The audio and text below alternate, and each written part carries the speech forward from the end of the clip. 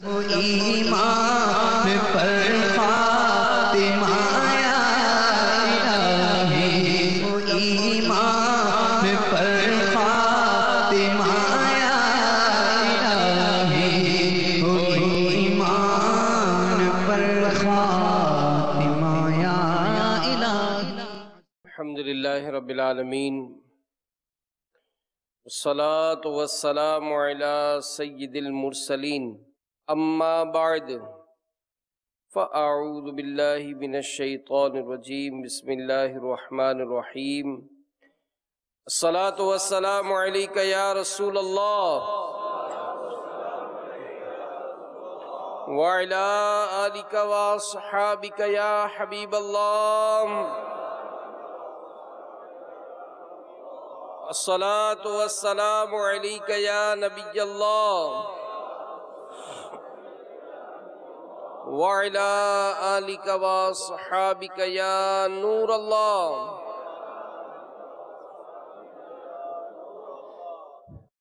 نویت سنت الاعتکاف، فرمان مصطفیٰ صلی اللہ تعالی علیہ وآلہ وسلم، نیت المؤمن خیر من عملہ، مسلمان کی نیت اس کے عمل سے بہتر ہے۔ اللہ کی رضا کے لیے، ثواب بڑھانے کے لیے اچھی نیتیں کر لیں۔ رضا الہی کے لیے، حصول ثواب کے لیے، علم دین حاصل کرنے کے لیے بیان میں شریک رہوں گا۔ جو باتیں سنوں گا اسے یاد رکھوں گا، عمل کروں گا، دوسروں تک پہنچانے کی کوشش کروں گا۔ اللہ کے آخری نبی، شفاعت فرمانے والے نبی صلی اللہ تعالی علیہ وآلہ وسلم نے ارشاد فرمایا، قیامت کے روز اللہ کریم کے عرش کے سوا کوئی سایہ نہیں ہوگا۔ 3 شخص اللہ پاک کے عرش کے سائے میں ہوں گے۔ پہلا وہ شخص جو میرے امتی کی پریشانی دور کرے، دوسرا میری سنت کو زندہ کرنے والا، اور تیسرا مجھ پر کثرت سے درود شریف پڑھنے والا۔ صلو علی الحبیب صلی اللہ تعالی علی محمد وعلی آلہ وصحبہ وبارک وسلم۔ میٹھے میٹھے اسلامی بھائیو، انسان جب سے دنیا میں آیا تب سے کسب کے لیے اس کی مشقت کا آغاز ہوا ہے، اور سیدنا آدم صفی اللہ علی نبینا وعلیہ الصلاۃ والسلام جب جنت سے زمین پر تشریف لائے تو آپ کی اس حوالے سے مشقت کا آغاز کس طرح ہوا، سنیے۔ کہ جبریل علیہ السلام جنت سے غلے کے چند دانے لے کر آپ کے پاس آئے اور کہا کہ اے آدم، ان کی کاشت کیجئے۔ چنانچہ آپ علیہ السلام نے ان دانوں کو زمین میں بویا، ان کی کاشت کی۔ جب فصل تیار ہوئی تو اس کو کاٹا، اس میں سے دانے نکالے، انہیں صاف کر کے پیسا اور آٹا گوندھ کر اس کی روٹی پکائی۔ پھر اس مشقت کے بعد وہ روٹی کھانے کے لیے جب بیٹھے تو روٹی آپ کے ہاتھ سے پھسل کر پہاڑ کے نیچے جا گری۔ آدم علیہ السلام اس روٹی کے پیچھے دوڑے یہاں تک کہ تھک گئے، اور آپ کی پیشانی پر پسینہ نمودار ہو گیا۔ آپ سے کہا گیا کہ اے آدم، اب آپ کو اسی طرح مشقت اور تھکاوٹ سے رزق حاصل ہوگا، اور آپ کے بعد آپ کی اولاد کو اسی طرح مشقت اور تھکاوٹ سے رزق حاصل ہوگا جب تک وہ دنیا میں رہیں گے۔ میرے میٹھے میٹھے پیارے پیارے اسلامی بھائیوں اور مدنی چینل کے ناظرین، حضرت سیدنا سعید بن جبیر رحمت اللہ تعالی علیہ فرماتے ہیں کہ حضرت سیدنا آدم علی نبینا وعلیہ الصلاۃ والسلام کی طرف سرخ رنگ کا بیل اتارا گیا. آپ علیہ السلام اس کے ذریعے ہل چلاتے، اپنی پیشانی سے پسینہ پونچھتے، اور تفسیر نعیمی میں ہے کہ سب سے اول کپڑا بننے کا کام آدم علیہ السلام نے کیا، اور بعد میں کھیتی باڑی کے کام میں مشغول رہے. تو یوں رزق حلال کمانے کے لیے جو مختلف انداز اپنائے جاتے ہیں، تو اللہ کرے کہ اس کے متعلق کچھ معلومات بھی ہو. کئی ایسے ہوں گے جو کپڑا بنتے ہیں، کھیتی باڑی کرتے ہیں، یا مختلف قسم کی تجارت کرتے ہیں. تو اگر ہمیں پتہ ہو کہ ہمارے اسلاف و بزرگوں نے بھی یہ کام کیے ہیں، تو اپنے اس کام کو کرنے میں جب اچھی اچھی نیتیں شامل کریں گے تو ہمیں اس کا ثواب بھی ملے گا. تو حضرت آدم علیہ نبینا علیہ الصلاۃ والسلام کے بعد کئی انبیاء کرام نے مختلف پیشے اپنائے. خود ہمارے پیارے آقا صلی اللہ تعالی علیہ وآلہ وسلم کی تجارت کے کئی واقعات کتابوں میں موجود ہیں. پھر صحابہ کرام، بزرگان دین مختلف پیشے اپنائے اور مال حلال کمانے کی سعادتیں پائیں. اب بزرگوں کا جو انداز تجارت تھا وہ ایسا نہیں تھا تجارت کرتے تو عبادت کو چھوڑ دیتے، تلاوت قرآن سے سستی کرتے کہ جناب میں تو تاجر ہوں، میں تو بہت مصروف رہتا ہوں، یا علم دین سیکھنے سکھانے سے کوئی کوتاہی برتتے کہ جناب چونکہ ہماری دکانیں ہیں، ہم صبح 8 بجے کھولتے ہیں، 6 بجے بند کرتے ہیں، ہم 10 گھنٹے کام کرتے ہیں، ہم بہت تھک جاتے ہیں، اس لیے ہم یہ جناب علم دین حاصل نہیں کر سکتے. ایسا نہیں ہے. کتابوں میں جو بزرگوں کی سیرت کے جو واقعات لکھے ہیں تو یہ کہا جاتا ہے، بزرگوں نے کتابوں میں لکھا ہے کہ دین اسلام کو جو پھیلانے کا سب سے بڑا ذریعہ بنا وہ صحابی تھے جو تجارت کیا کرتے تھے. ان کا وہ انداز تجارت تھا کہ جس نے غیر مسلموں کو متاثر کیا اور وہ دین کے قریب آئے.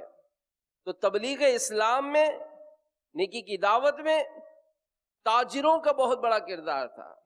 اصلاح امت کا کام، سبحان اللہ، اس کے کام میں تاجر ہی پیش رہ کر اس کام کو سر انجام دیتے تھے اور ساتھ ساتھ اپنی تجارت بھی برقرار رکھتے تھے.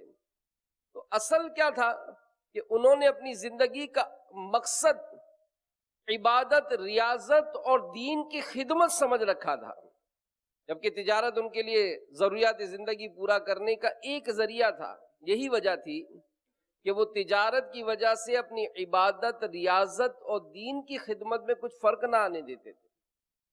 بزرگان دین تجارت کیا کرتے اور حقوق اللہ عز و جل کے حقوق کی ادائیگی کا زبردست احترام ہوتا تھا. حضرت ابن مسعود رضی اللہ تعالیٰ عنہ نے دیکھا کہ بازار والے اذان سنتے ہی اپنا سامان چھوڑ کر نماز کے لیے کھڑے ہو گئے.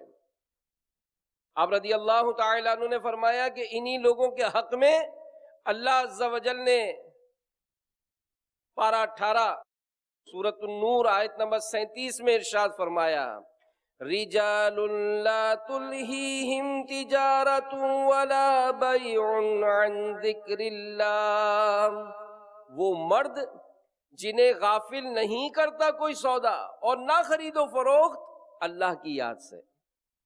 امام غزالی علیہ رحمہ لکھتے ہیں کہ ان میں ان بزرگوں کی طرف اشارہ ہے کہ اگر کوئی موچی ہوتا اور وہ چمڑا سینے کے لیے سوا چمڑے میں ڈالتا اور اذان کی آواز سنتا تو اب یہ سوا باہر نہ نکالتا بلکہ وہیں چھوڑ کر نماز کے لیے چل پڑتا. اگر کوئی لوہار لوہے کو کاٹنے کے لیے جو ہتھوڑا مارتے، وہ ہتھوڑا مارنے کے لیے اٹھاتا اور جیسے ہی اذان سنتا وہ ہتھوڑا اس پہ لوہے پہ نہیں مارتا بلکہ زمین پہ رکھ کے نماز کی طرف چل پڑتا. یعنی گویا ان کے نزدیک یہ مارنا، یہ سوا نکالنا بھی تاخیر میں شامل تھا. تو یہ بھی تو تجارت کرتے تھے، ان کا بھی تو انداز تھا. اور پھر اگر ہم یہ کانسیپٹ کرتے ہیں کہ جناب اس طرح سے تو ہماری تجارت کم ہو جائے گی، اس طرح سے تو ہمارا معاملہ کمزور ہو جائے گا، ہماری آمدنی کم ہو جائے گی، تو آپ بتائیں کہ انسان آمدنی کیوں بڑھاتا ہے؟ سکون کے لیے نا، یہی نا کہ میں ایزی ہو جاؤں، آسانی سے میری زندگی گزرے۔ تو پوچھئے جن کے پاس مال ہے کہ ان کا وہ مال کیا انہیں نیند دلا دیتا ہے؟ ان کو وقت پہ نیند آ جاتی ہے؟ بستر تو ہے بہترین، کمرہ بھی خوبصورت ہے، ایئر کنڈیشن بھی لگے ہوئے، نیند کہاں ہے؟ تو پتہ چلا کہ پیسوں سے نیند نہیں ملتی ہے، بستر تو مل جاتا ہے۔ تو سکون چاہیے، راحت چاہیے۔ تو اللہ کی یاد کی طرف اگر ہم بڑھتے جائیں گے تو میرے میٹھے میٹھے اسلامی بھائیوں پھر سکون ہی سکون ہے۔ تو آج اگر ان بزرگوں کی سیرت کا مطالعہ کرتے ہیں اور اپنے انداز کی طرف دیکھتے ہیں تو پتہ چلتا ہے کہ ہم اپنے بزرگوں کے طریقے سے ہٹتے چلے جا رہے ہیں۔ ہم تجارت کو اپنا سب کچھ سمجھ بیٹھتے ہیں اور تجارت کے لیے بڑی بڑی قربانیاں دیتے ہیں۔ اگر کسی کو نوکری ملتی ہو اور اس کو کہا جائے کہ لیجیے جناب آپ کو 2 سال کا ویزا دبئی کا، صرف 2 سال، 5 سال کا ویزا دلاؤ یار، کام کاج کے لیے چلے جاؤں گا، میرے گھر بار کا کیا ہوگا، میرے بچوں کا کیا ہوگا، میں وہاں کیسے رہوں گا، کیا کھاؤں گا، کس طرح گزارا کروں گا؟ تو پتہ چلا کہ تجارت ہو یا ایسا دنیاوی کوئی معاملہ ہو، دنیاوی فن سیکھنا ہے۔ بھائی جناب میرے بیٹے نے 20 سال گریجویشن کر لیا، ایک کوئی اور کورس کر لیا، اور کسی نے کہا کہ فلاں شہر میں ہی بھیج دو، فلاں ملک میں بھیج دو، یہ ڈگریاں لگ جائیں گی، اچھی جاب مل جائے گی۔ ہم اپنی اولاد کو سفر کراتے ہیں، یہاں تک کہ بدقسمتی سے مسلمان کہلانے والے اپنی جوان لڑکیوں کو دوسرے ملک بھیج دیتے ہیں، دوسرے ملک، کفار کے ملک بھیج دیتے ہیں، اور وہاں کیا عالم ہوتا ہوگا، علمان والحفیظ۔ بہرحال بہت نازک دور ہے، تو ہم اس میں غور کریں کہ ہمارا جو معاملہ ہے وہ یہ کہ دنیا کے لیے تو ہر قسم کی قربانی دینے کے لیے تیار ہیں، دین کی خاطر نہیں۔ نماز کے لیے اگر میرا آفس 3ری منزل پر ہے اور پہلی منزل پر مسجد ہے تو میں نماز اگر پڑھتا بھی ہوں تو آفس میں پڑھ لوں گا، جماعت کے لیے نیچے نہیں آؤں گا۔ آپ سوچیں اگر ثواب کی ہرس ہو، کسی کو یہ پتا ہو کہ میری یہ چیز جو میں اپنی دکان پر 10 روپے کی بیچتا ہوں، ذرا 2 کلومیٹر کے فاصلے پر جو شہر کی بڑی مارکیٹ ہے اس میں جا کر بیچوں گا، 25 روپے کی بکے گی۔ تجارت کیا کہلاتی ہے؟ یہی جائیں گے وہاں پر کہ 25 روپے کی بیچنی ہے۔ آپ جناب اگر اس شہر کو چھوڑ کر دوسرے شہر جائیں گے، آپ کی یہ 25 روپے کی چیز 40 روپے کی بکے گی، سفر ہوگا؟ اور جناب اور زیادہ اگر سفر کریں گے تو یہ 10 روپے کی چیز آپ کی 80 روپے کی بکے گی۔ ہمارا سفر ہوتا ہے، کاروبار یہی کہلاتا ہے نا کہ جناب نفع زیادہ ہو، لیکن جب اس نادان مسلمان کو یہ بتایا جاتا ہے کہ جو نماز تو اپنے آفس میں پڑھے گا تجھے ایک نماز کا 1 ثواب ملے گا، یہی نماز اگر تو جماعت کے ساتھ پڑھے گا تجھے 25-27 گنا زیادہ ثواب ملے گا، وہ کہے گا نہیں یار میں کام چھوڑ کے کیسے جاؤں؟ کتنی نادانی، کتنا بڑا لاس ہے ہمارا، کس قدر ہم اس میں اپنی غفلت کا شکار ہیں کہ ہم اس معاملے میں اپنا ذہن بنانے کے لیے تیار نہیں ہیں کہ میری زندگی کم ہوتی جا رہی ہے، ہر آنے والا لمحہ، ہر آنے والا دن میرا موت کی طرف گویا ایک قدم ہے، لیکن یہ قدم میں بڑھا تو جا رہا ہوں، احساس نہیں بڑھ رہا، میں جی تو اس طرح رہا ہوں کہ گویا مجھے دنیا سے جانا ہی نہیں ہے۔ تو عبادت کی طرف، تلاوت کی طرف، علم دین حاصل کرنے کی طرف ہمارا ذہن نہیں ہے۔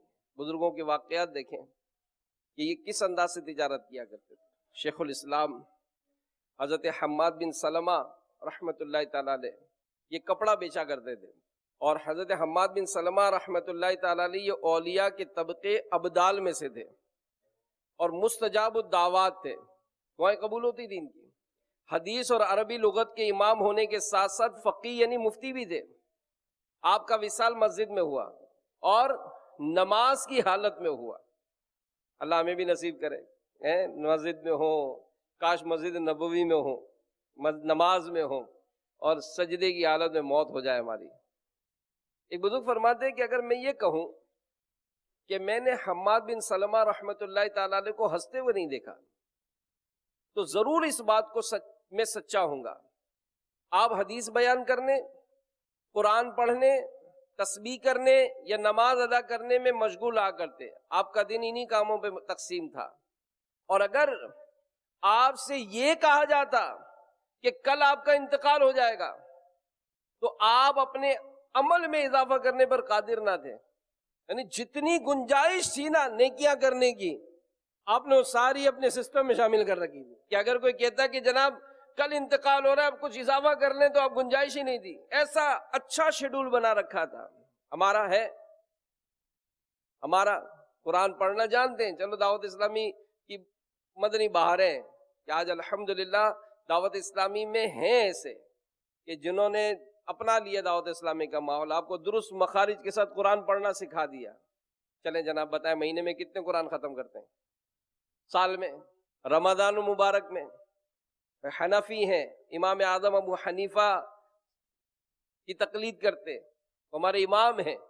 رمضان کا مہینہ آتا، ہمارے امام تاجر تھے، دن میں ایک قرآن پڑھتے ہمارے امام، رات کو ایک قرآن پڑھتے ہمارا امام، اور عید کے دن ایک قرآن پڑھتے.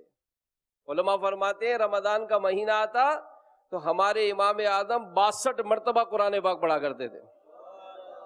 جس گھر میں، جس کمرے میں آپ کا انتقال ہوا، بزرگوں نے لکھا ہے کہ تقریباً 7000 مرتبہ وہاں قرآن پاک مکمل فرمایا آپ نے.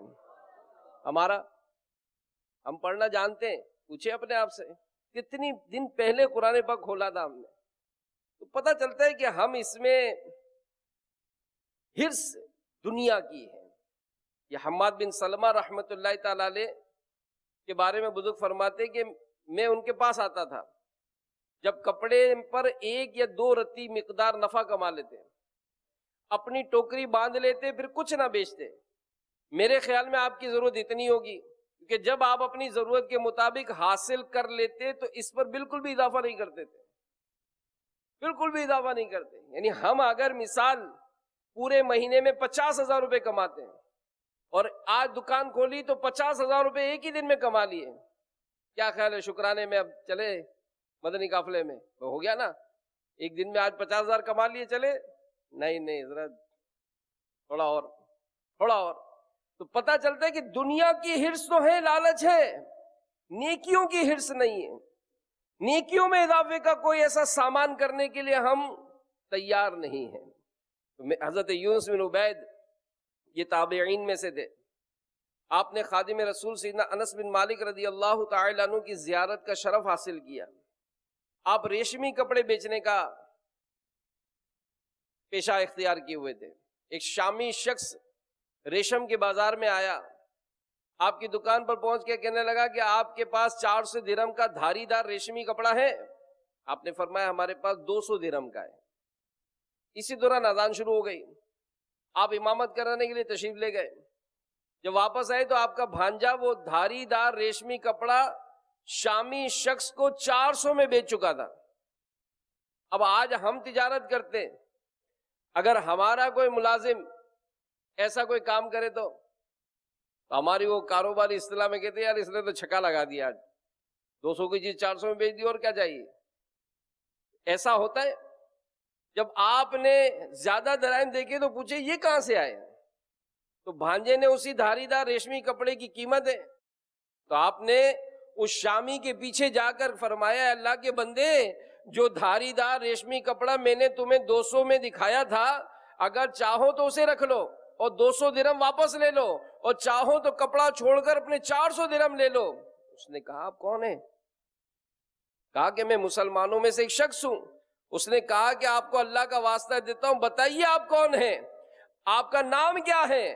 فرمایا میرا نام یونس بن عبید ہے. اس شامی نے کہا خدا کی قسم، دشمن سے جنگ کے دوران جب ہم شدید پریشانی اور مصیبت میں پھنس جاتے ہیں، آپ کے وسیلے سے دعا کرتے ہیں کہ اے اللہ، اے یونس کے رب، تو ہم سے مشکلات کو دور فرما. اللہ تعالی ہماری مشکلات دور فرما دیتا ہے. تو یہ برکت ہوتی ہے.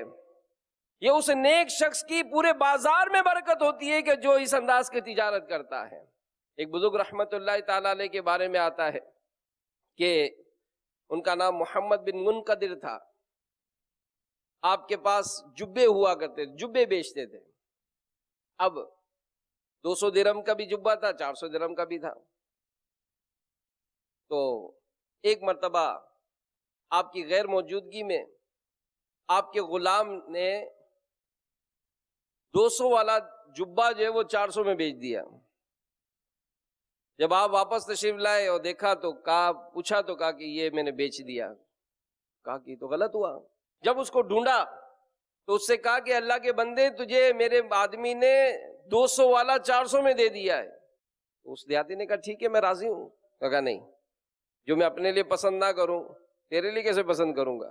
3 باتوں میں سے ایک بات اپنا لے، یا تو مجھ سے 400 درہم والا جبہ لے لے، یا مجھ سے 200 واپس لے لے، یا پھر مجھے میرا جبہ واپس کر اپنے 400 واپس لے لے. اس نے کہا حضرت پھر 200 ہی دے دیں مجھے آپ. اس نے 200 درہم لے لیے. لوگوں سے پوچھا کون ہے؟ تو کہا کہ یہ حضرت محمد بن منقدر رحمت اللہ تعالیٰ علیہ. پھر اللہ اکبر، یہ ہیں کہ جب ہمارے علاقے میں بارش نہیں ہوتی تو ہم ان کے وسیلے سے دعا کرتے ہیں، اللہ تعالیٰ بارشیں برسا دیتا ہے. تو میرے میٹھے میٹھے اسلامی بھائیوں، یہ کمال نہیں ہے کہ جناب تجارت کریں تو بہت مالدار ہو جائیں گے تو ہی. برکت چاہیے، برکت چاہیے. پوچھیں اپنے بڑوں سے کہ جب ہمارے باپ دادا یہ کتنے لوگ گھر سے نکلتے تھے کمانے کے لیے، تو پتہ چلے گا ایک نکلتا تھا، پورا خاندان اس سے پلتا تھا. آج چھوٹے بڑے مرد عورت سب لگے پڑے گھر کے، پورا ہوتا ہے؟ نہیں ہوتا. کیوں؟ کہ برکت نہیں ہے. تو بہرحال میرے میٹھے میٹھے پیارے پیارے اسلامی بھائیوں، عبادت ہو، ریاضت ہو، پھر اس میں تقوی ہو، پرہیزگاری ہو. یعنی کہ اگر شرعن کوئی اگر 100 روپے والی چیز 1000 میں بیچ دے، لینے والا دینے والا راضیوں کو جھوکا جھوٹ فریب نہ ہو تو چیز تو بیچی جا سکتی ہے. لیکن ایک بات ہے کہ جو میں اپنے لیے پسند نہیں کرتا ہوں میں دوسرے کے لیے کیسے پسند کروں؟ تو آج دعوت اسلامی ہمیں جو سمجھاتی ہے وہ یہی کہ ایسے تجارت کریں، اس انداز تجارت کو اپنائیں، اس کیفیت میں آئیں کہ اگر نمازوں کا وقت ہو تو پھر تھوڑا سا ہمت کر کے اٹھیں اور اپنے تاجر اسلامی بھائیوں کو آئیے نا نماز کے لیے. کیونکہ جب ایسا کردار ہوتا ہے نا، وہ شخص اگر آگے بڑھتا ہے اور وہ اپنے ملازموں کو کہتا ہے کہ بیٹا دیکھو جھوٹ نہیں بولنا، ہمارے کاروبار میں کسی کو دھوکہ نہیں دینا ہے، کوئی ڈانٹ ڈپٹ جھاڑنا نہیں ہے، کسی پر ایسا جھوٹا الزام نہیں لگانا ہے. اب اس انداز کا کوئی اخلاق کا پیار کا انداز اپنایا جائے گا اور ایسا شخص جب نماز کے لیے خود اٹھے گا، آپ بتائیں اس کے پیچھے اس کے لوگ شامل ہوں گے، اس کا کہنے کا اثر ہوگا. دعوت اسلامی یہ چاہتی ہے کہ ہماری تجارت کی جو مراکز ہیں جن میں آج عبادت کی طرف رجحان نہیں ہوتا، لوگ اپنی دکانیں سجائے بیٹھتے ہیں. اگر کوئی قرآن پڑھنے والا پڑھتا بھی ہے تو دکانوں پہ یہی دیکھا جاتا ہے کہ دکان کھولنے کے فوراً بعد قرآن پاک لے کر بیٹھ جائے گا، برکت کرے گا. ٹھیک ہے 6 دن آپ قرآن پڑھتے ہو، کیا 7ویں دن گھر پہ پڑھتے ہو؟ اس سے کیا مطلب ہے کہ میں اگر آج یہ قرآن پاک کی تلاوت کا بھی جو معمول کی وہ بھی بس میں چاہتا ہوں کہ اس کی وجہ سے بس میری دنیا کا مال کا اضافہ ہو جائے. اللہ کی رضا کے لیے پاتے تو 7ویں دن گھر پہ بھی تو تلاوت ہوتی نا. ان تمام معاملات میں اپنا چیک اینڈ بیلنس ہو، ان تمام معاملات میں اپنا انداز ہو. تو اے میٹھے میٹھے اسلامی بھائیوں، مدنی چینل کے ناظرین، کاش ہماری تجارتی مراکز میں وہ انداز اختیار ہو جائے کہ ہمارے یہ عاشقان غوث اعظم یا عاشقان رسول یہ ہمت پکڑیں، حوصلہ کریں اور آگے بڑھ کر جب عبادت کے لیے نماز کا وقت آئے، مؤذن کی صدائیں بلند ہوں، حی علی الصلاۃ کی آواز آئے کہ آؤ نماز کی طرف، تو کھڑے ہو جائیں لبیک کہتے ہوئے پھر مسجد کی طرف. حی علی الفلاح، آؤ فلاح کی طرف. تو اپنے ان تجارتی مراکز میں اللہ کرے وہ وقت ہے کہ شٹر ہی گر جائے ہمارے اور نمازوں کو باجماعت اہتمام ہو. کیا آپ کا دکاندار ہے وہ گاہکوں کو بھی لے کر مسجدوں کی طرف روانہ ہو جائے. اس طرح ہماری مسجدیں آباد ہوں گی. اور بزرگوں نے بڑی پیاری بات ارشاد فرمائی کہ جو اللہ کے گھر کو آباد کرتا ہے اللہ اس کے گھر کو آباد کرتا ہے.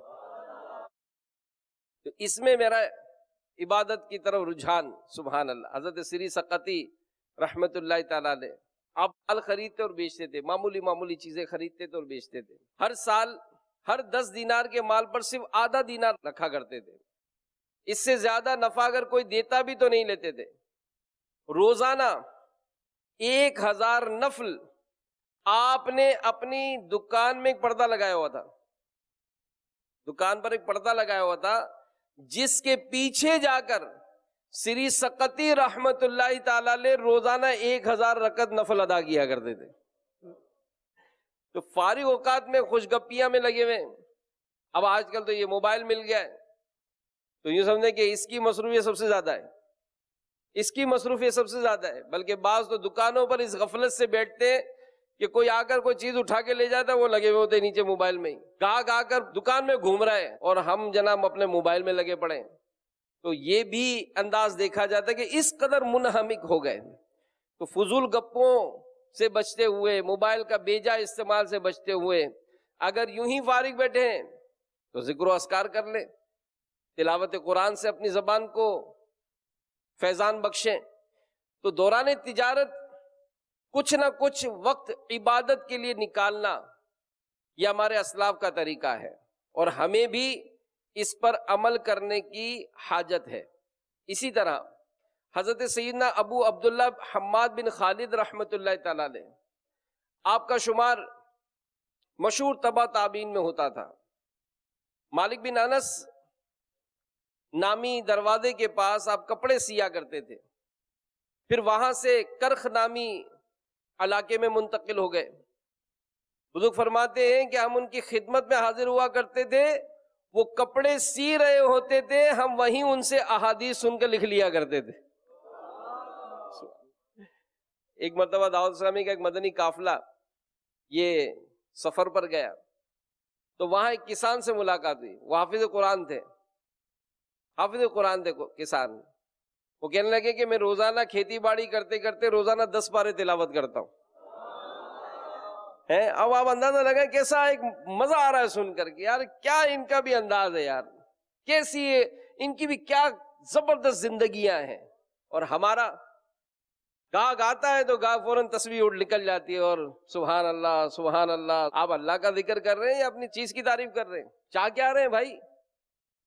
کاؤنٹر پہ بیٹھے تسبیح گھما رہے ہیں، کیا تسبیح جو گھوم رہی ہے تو کیا کچھ پڑھ بھی رہے ہیں یا خالی دانے ہی گھما رہے ہیں، تاکہ وہ سامنے والا دیکھے کہ یار یہ داڑھی والا ہے، یار تسبیح بھی ہے ہاتھ میں اس کے، یار ٹوپی بھی لگی ہوئی ہے، بھائی اوہو مکے مدینے کی تصویر بھی لگی ہوئی ہے۔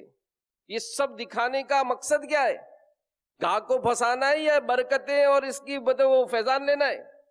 اللہ جانتا ہے نیت کدھر کی ہے۔ تو اللہ کی رضا کے لیے، ثواب کے لیے ہم اس میں خدمت کریں گے، عبادت کریں گے تو اس کی برکتیں ملیں گی۔ تو دولت میں کھیلنا، خوب مال میں اضافہ کرنا، بینک بیلنس بھرنا اور امیری کی نئی نئی منازل طے کرنا، یہ کسے پسند نہیں آتا؟ آج کے دور میں مال اور پیسے، ریل پیل کسے پسند نہیں آتی؟ یہ عام لوگوں کا حال ہے، اور ہمارے اسلاف اس صفت سے کوسوں دور تھے، بلکہ وہ خدمت دین کے مشتاق ہوتے تھے۔ اگر انہیں لگتا کہ مال اور اس کے لوائقات کی وجہ سے ان کے خدمت دین میں کچھ فرق آتا تو وہ ایسے مال سے کنارہ کشی اختیار کر لیتے۔ سرکار اعلی حضرت امام اہل سنت مولانا شاہ امام احمد رضا خان علیہ رحمت الرحمن کے والد ماجد رئیس المتکلمین حضرت علامہ مولانا نقی علی خان رحمت اللہ تعالی علیہ وقت کے بہت بڑے مفتی ہونے کے ساتھ ساتھ زمیندار بھی تھے۔ جب تک آپ حیات رہے اعلی حضرت رحمت اللہ تعالی علیہ کی تمام ضروریات کا خود ہی انتظام فرما دیا کرتے تھے، مگر جب آپ کا وصال ہو گیا تو بھائیوں میں سب سے بڑے ہونے کی وجہ سے زمینوں کی دیکھ بھال اور اس سے حاصل ہونے والی آمدنی وصول کرنے کا کام اعلی حضرت کے سپرد ہو گیا۔ آپ نے 1-2 فصلوں تک یا 1-2 سال تک آمدنی وصول کی، لیکن چونکہ یہ کام آپ کے ذوق کے خلاف تھا اور اس سے آپ کو دینی خدمات میں خلل واقع ہوتا تھا، اس لیے اپنی والدہ صاحبہ کی اجازت سے اپنے منجلے بھائی مولانا حسن رضا خان کے سپرد فرمایا۔ وہ زمینوں کی آمدنی سے اعلی حضرت کے گھر میں ضروریات کی تمام اشیاء فراہم کرتے اور گھر کے تمام انتظامات سنبھالتے تھے، جبکہ اعلی حضرت بغیر کسی مالی اجرت کے فتاوی و تصانیف میں منہمک و دین اسلام کی خدمت میں مشغول رہتے ہیں۔ تو میرے میٹھے میٹھے و پیارے پیارے اسلامی بھائیوں، کاش ایسا جذبہ نصیب ہو جائے کہ ہم اپنی زندگی کا ایک بہترین حصہ، بہترین وقت یہ دین اسلام کی خدمت میں گزاریں. ہم دعا کریں کہ یا اللہ اپنے دین کی خدمت کے لیے ہم سے کوئی کام لے لیں، ہم قبول ہو جائیں. خدا کی قسم اللہ تعالیٰ محتاج نہیں ہے کسی کا، ہم محتاج ہیں. ہم دعا کریں کہ یا اللہ یہ میں نے دنیا کے لیے کوششیں کی تو دنیا کی دکانیں بن گئیں، میں نے مکان بنانے کی کوشش کی تو ایک نہیں 2 5 مکان بن گئے، میں نے مال کی کوشش کی میرا بینک بیلنس بڑھ گیا. یا اللہ کوئی ایسا سبب ہو جائے کہ میں نے اتنے مکان بنائے، کاش میں تیرا گھر بھی بنا دیتا، میں مسجد بھی بنا دیتا، میرے آفس میں اتنے دفاتر میں میری فیکٹریوں پہ اتنے لوگ کام کر رہے ہیں، کاش میں ان میں سے میں 2 5 10 جو میری حیثیت ہو میں قاری صاحبان کے وظائف بھی مقرر کر لیتا اور میں جناب ان کو کہیں مدرسۃ المدینہ میں پڑھانے کے لیے مقرر کر دیتا. تو دعوت اسلامی کا آج یہ جو پھیلتا ہوا کام ہے نا، ان کاموں کی جو معاونت ہے اس میں بہت بڑا حصہ تاجروں کا بھی ہے. جی ہاں الحمدللہ میں ایسے کئی تاجروں کو جانتا ہوں کہ جن کے پاس یعنی یوں سمجھ لیجئے کہ میں اپنی ایک بات بتاؤں آپ کو کہ کچھ مساجد مدارس کی تعمیرات کے حوالے سے کچھ شخصیات سے رابطہ ہوتا تھا، اتنا اندازہ نہیں تھا تعمیرات کا کہ اتنا خرچہ ہوتا ہے. اب تعمیرات شروع کرنی تھی تو ان کے پاس گئے، انہوں نے بڑی شفقت فرمائی، بڑا حوصلہ بڑھایا، آپ بیٹا کام کریں. پیسے دیے، ہم نے کام شروع کیا اور بھی چندہ کرتے تھے. ایک بدا کام میں پھر رکاوٹ آ گئی، پھر پہنچے، انہوں نے پھر تعاون کیا، پھر کام چلتا رہا، پھر پھنسے، پھر گئے. آخر میں جب کام پورا ہوا اور حساب کرنے لگے نا تو پھر کچھ شارٹیج تھی. اب اس لیے میں نے کہا چلو یار پھر چلتے. میں نے کہا مجھے تو بڑی شرم آ رہی ہے یار، اب کتنا جائیں گے. مجھے الفاظ یاد ہیں، یقین مانیں ان صاحب نے بڑی پیاری بات کی کہ دیکھو جو کام آپ لوگ کر رہے ہیں وہ ہم نہیں کر سکتے، اللہ نے ہمیں دیا ہے تو ہم دے رہے ہیں نا آپ کو، بیٹا ہمت رکھیں، اور بھی ضرورت ہو تو آئیے گا، انشاءاللہ جو میری توفیق ہوگی میں آپ کی خدمت کروں گا. مطلب یہ کہ ہم اپنی ذات کے لیے نہیں کر رہے تھے، وہ بھی دیکھ رہے تھے کہ دعوت اسلامی کے جو ذمہ داران آئے ہیں یہ کیوں آئے ہیں، یہ مسجد بنانے، ان کو مسجد بنانی ہے. بھائی اس سوسائٹی میں تاجر نے پلاٹ لے لیا، ہم سوسائٹیز میں پلاٹ لیتے ہیں، گھر بناتے ہیں، کیوں کہ میری آنے والی نسلوں کا جو میرے بچے بڑے ہو رہے ہیں، یہ سوسائٹی قریبی بن رہی ہے تو چلو میں اپنے بچوں کی شادی کر کے ان کو نئے گھر میں شفٹ کر دوں گا. یا کوئی ایسے حیثیت والے ہوتے اپنی بچیوں کے بھی لیے گھر بنواتے ہیں کہ جناب بچیوں کو کام آئے گا، اس طرح سے بناتے ہیں. اب آپ بتائیں کہ اس سوسائٹی میں 500 گھر بن گئے، مسجد نہیں ہے، مسجد کون بنائے گا؟ مدرسہ نہیں ہے. بھائی آنے والی نسلیں بھی تو پیدا ہوں گی نا، وہ بچے کہاں پڑھیں گے، وہ بچیاں کہاں پڑھیں گی، ان کو کون دین کی بات سکھائے گا، ان کو کون تعلیم دے گا؟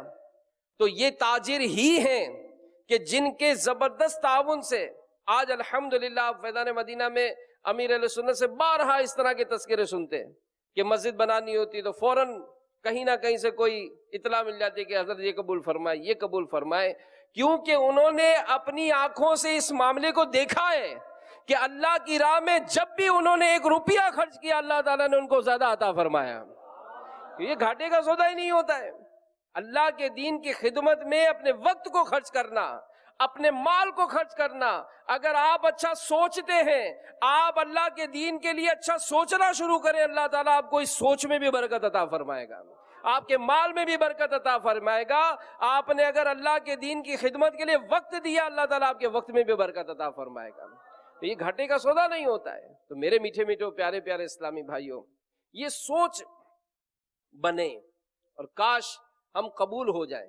نہ پیسہ تو بہت ہے، ڈاکوؤں کی بھی نظر ہو جاتا ہے، آگ لگ کر آگ کی نظر بھی ہو جاتا ہے، ڈوب بھی جاتا ہے.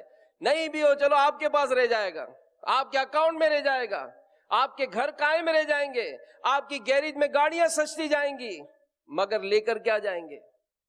قبر میں جب جانا ہے کتنا بینک بیلنس ساتھ ہوگا؟ کیا نوٹوں کی گڈیاں بچھائی جائیں گی آپ کو قبر میں لٹانے کے لیے؟ کیا بہترین فانوس لٹکائے جائیں گے آپ کی قبر میں؟ کیا بہترین 2-5 ٹن کا اے سی لگایا جائے گا آپ کی قبر میں؟ کیا بہترین پلنگ لگائے جائیں گے آپ کی قبر میں؟ کچھ بھی نہیں سیٹھ صاحب، کچھ بھی نہیں رہے گا. آپ جس قبر میں دفنائے جائیں گے یہ وہی قبر ہوگی جو برابر میں لاوارث کی ہے، کوئی اسپیشل قبر نہیں ہے. آپ کا کوئی اسپیشل کفن نہیں ہوگا، وہی کفن ہوگا جو عام فٹ پاتھ پر مرنے والے کو ملتا ہے. کوئی اسپیشل سائز نہیں ہوگا آپ کا، کوئی اسپیشل مقام نہیں ہوگا آپ کا. آپ کی بہترین گاڑیاں ہیں جس میں آپ بڑے پروٹوکول کے ساتھ سفر کرتے ہیں، مگر ایمانداری سے سوچئے جب آپ کا انتقال ہوگا کون سی گاڑی میں جائیں گے؟ پراڈو میں جائیں گے، مرسیڈیز میں جائیں گے، لینڈ کروزر میں جائیں گے، ایئر کنڈیشن گاڑیوں میں جائیں گے؟ نہیں سیٹھ صاحب، آپ کی میت کو تو ایمبولینس میں لے جایا جائے گا، میت بس میں لے جایا جائے گا. آپ کی گاڑیاں ہو سکتے آئیں گی مگر آپ نہیں ہوں گے اس گاڑی میں. آپ کو عام سادی سی بس میں اٹھا کر لے جایا جائے گا. آپ کی ساری گاڑیاں آپ کے گیریج میں کھڑی رہ جائیں گی. تو کیوں نہ وہ سودا کیا جائے کہ جو میرے مرنے کے بعد کام آئے، کیوں نہ وہ سودا کیا جائے جو میرے لیے ثواب جاریہ کا ذریعہ بنے. ہاں اگر آج آپ نے مدارس کے قیام کیے، آپ آئیں، دعوت اسلامی اور بہت سارا کام کرنا چاہتی ہے. اس وقت 3040 کے قریب مدارس المدینہ ہیں. خدا کی قسم اگر ذرائع ہوں ہم ان مدرسوں کو 7000 تک پہنچا سکتے ہیں، 70,000 تک پہنچا سکتے ہیں. کیوں کہ دین کے علم سے بہت محرومی ہے. ہمارے اپنے گھروں میں بچے بہترین ایجوکیشن حاصل کرتے ہیں لیکن ان کو قرآن دیکھ کر بھی پڑھنا نہیں آتا. آپ نوجوانوں کی حالت دیکھ لیں، بڑی بڑی ڈگریاں ہاتھ میں ہوں گی لیکن نماز کے فرائض تک نہیں جانتے. اور یہ تو ہمارے وطن میں جہاں ابھی بھی اتنی آزادی ہے، جائیں دوسرے ملکوں میں وہاں دیکھیں مسلمانوں کا کیا حال ہے کہ ان کے بچے ان کے ہاتھوں سے نکل گئے، ان کی بچیاں ان کے سامنے اپنے بوائے فرینڈ کے ساتھ گھومتی ہیں، یہ کچھ نہیں کر سکتے. اس قدر بے حیائی اور کا عجیب و غریب دور دورہ ہے. تاجر دعوت اسلامی کے لیے آگے بڑھیں، اپنی کوششیں بڑھائیں. آپ کے اگر آفیسز میں، آپ کی فیکٹریوں میں لوگ ہیں، ہر ہفتے کوئی نہ کوئی کوٹا مخصوص کریں کہ بھائی میرے یہاں 10 افراد کام کرتے ہیں، ہر جمعے کو انشاءاللہ ہماری دکان سے ایک آدمی مدنی قافلے میں سفر کرے گا. فکس کریں، کیوں نہیں دے گا؟ آپ اس کو تنخواہ دیتے ہو، اس کو پابند کریں کہ ہر مہینے 1.5 مہینے میں باری آئے گی ہم سب ایک ایک کر کے مدنی قافلے میں سفر کریں. سب سے پہلا نام اپنا لکھوائیں کہ میں بھی سفر کروں گا، آپ بھی سفر کریں. فیکٹریوں میں 10-20 افراد ہیں، چلیں جناب ایک قاری صاحب کو مقرر کر لیں اور تھوڑی دیر وہ قاری صاحب آپ کے آفس میں کہیں کونے پر بیٹھ کے سب کو قرآن پڑھا رہا ہو.